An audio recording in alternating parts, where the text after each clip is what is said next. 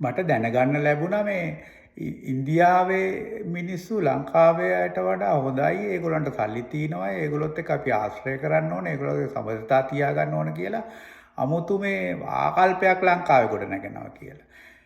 ඒක මහා පුදුමාකල්පයක්. ඒක කොහොමද කියන්නේ? අපි දකුණු ආසියාවේ විශේෂයෙන් ඉහළින් සිටින සංස්කෘතියක් තියෙන, ඉහළ සමාජ මට්ටමක් තියෙන, සෑම තැනම පැතිරුණු ආර්ථිකය අතින් මිඩල් ක්ලාස් ෆැමිලිස් වැඩිපුර ඉන්න, මේ මහ විශාල ගැප්ස් නැති, දුප්පත් පොහොසත් කියලා මහ විශාල ගැප් එකක් නැති, ඒ වගේම අධ්‍යාපන මට්ටම විශාල වශයෙන් වැඩි රටක්. මේකේ විශේෂයෙන්ම කාන්තාවන්ගේ ගත්තාම, ගෑනු ළමයින් ගත්තාම ඒගොල්ලන්ගේ අධ්‍යාපන මට්ටම ලිටරසි රේට් එක 97 ඉක්මවල යනවා. ඉන්දියාවේ එහෙම නැහැ. ඒගොල්ලෝ ගෑනු අයට උගන්වන්නේ නැහැ. මේ ඒක මතක තියාගන්න.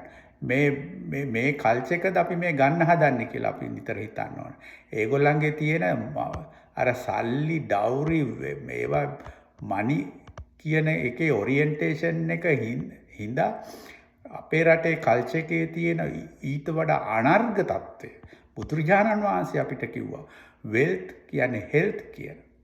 ඒ වගේම හෙල්ත් කියලා අපි කියන්නේ සමාජීය මානසික සහ ශාරීරික සෞඛ්‍ය ඔක්කොම ගත්තාම විශේෂයෙන් මානසික සමාජීය සංස්කෘතිය ගත්තාම අපි දකිනවා ඉන්දියාවේ දැන් මෑතකදී කරන ලද අධ්‍යයනයන් වල 2018 මේ එහෙ ඉන්න පිරිමි ළමයි 1000කට ගෑනු ළමයි ඉන්නේ 910ක් විතර. මේ ලංකාවේ මේ පිරිමි ළමයි 1000කට ගෑනු ළමයි ඉන්නවා 980ක් ඉන්නවා. මොකද මේ වෙනස?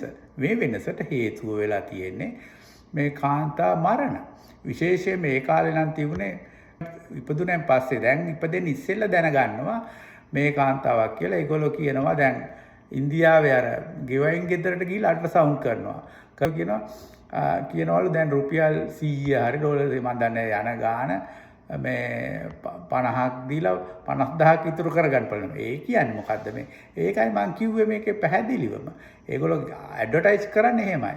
50000 වියදම් කරලා 50000ක් ඉතුරු කරන්න මොනවද මේ ඩවුරි එක ඉතුරු කරගන්න පුළුවන් කතාවක් කියන්නේ. ඒ වගේ ඇත්ත එක්ක මොකද්ද මේ සංස්කෘතික සම්බන්ධකම් තියාගෙන අපේ රටේ තියෙන උසස් තත්ත්වය නැති කරගන්න. ඒකයි මම මේ කියන්නේ. බොහොම ස්තුතියි ආන් හිටියට.